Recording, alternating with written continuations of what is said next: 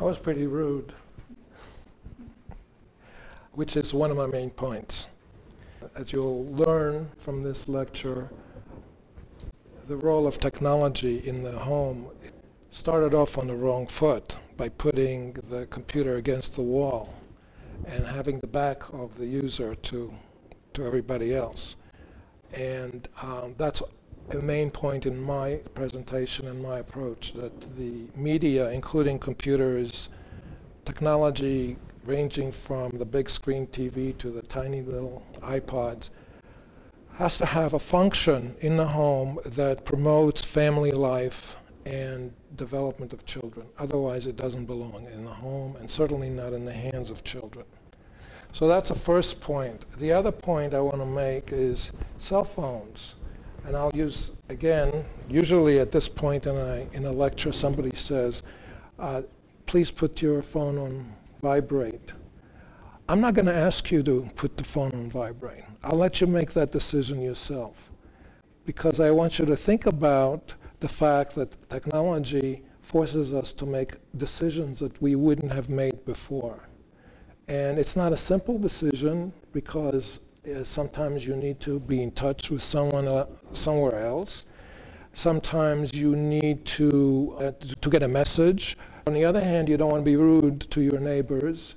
And so you have to make these decisions. And technology puts us in a position of making those choices. But you're probably well trained and already turned your cell phones off. I'll turn mine off, at least on vibrate.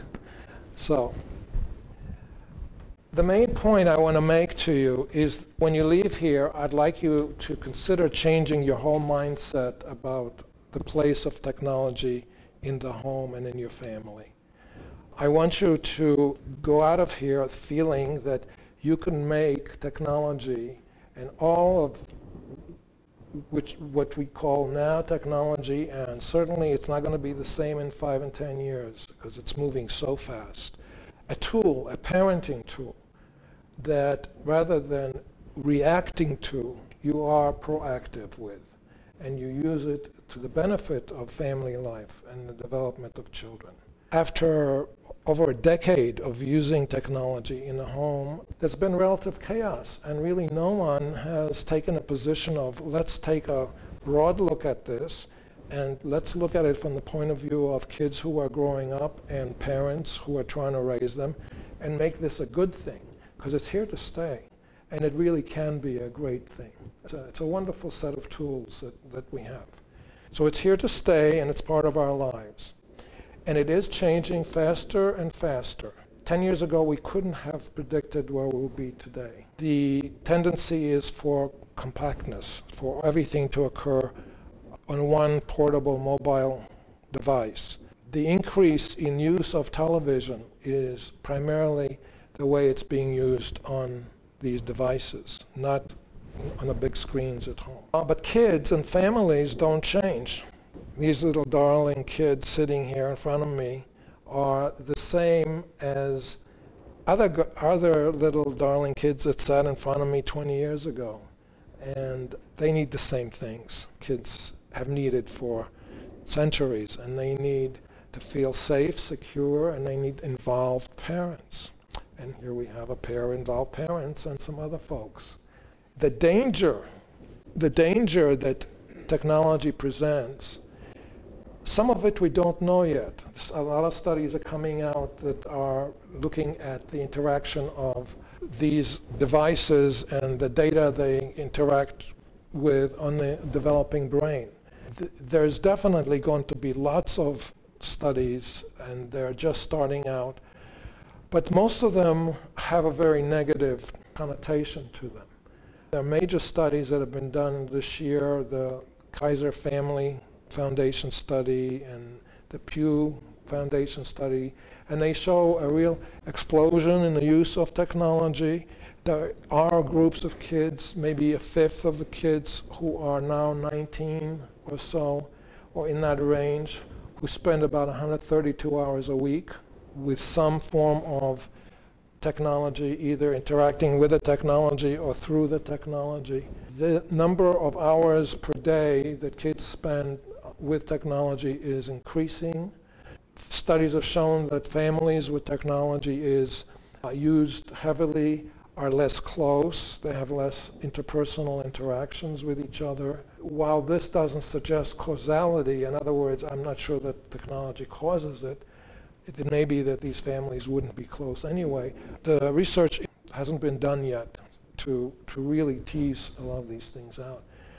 So most of the studies are showing that the overuse of technology, the improper use of technology, is not good for kids.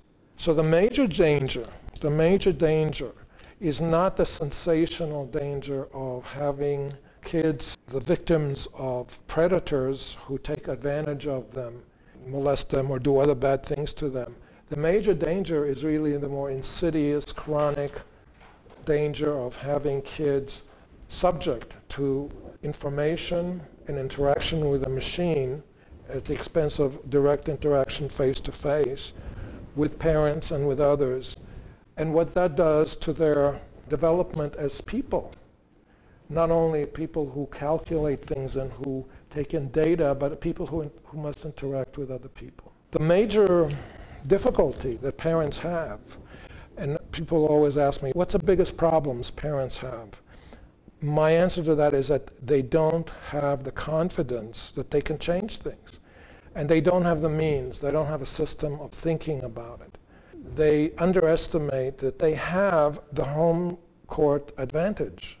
And they can start their kids early in life and raise them so that the kids know how to use technology. And parents need to know that they will need to invest and involve themselves in the same way that they do in hygiene education, in nutrition education, in providing good food.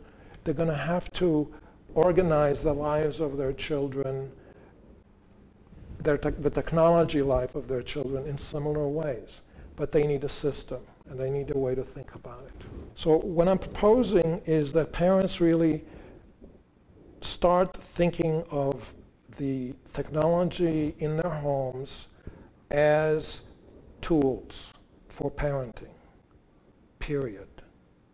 And that they see those as appliances, not toys.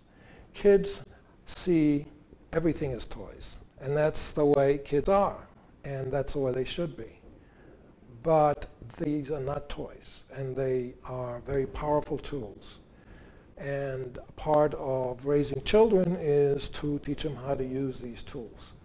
Just like a young teenager sees the car primarily as a toy, and so do a lot of grown-ups, it fundamentally is a very important instrument and tool for getting around and getting things done.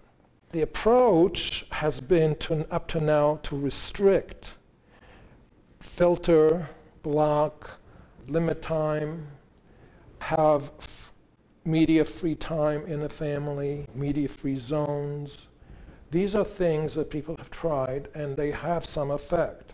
But the studies show that net 20% of the time is, media time is cut back by these restrictive measures. 80% is not. So they're very weak tools. So merely restricting is not the answer, or merely blocking or filtering is really not the answer. Another important point is it's very important to start early, which I mean as early as you can. For people who have children in preschool, that's a time to start.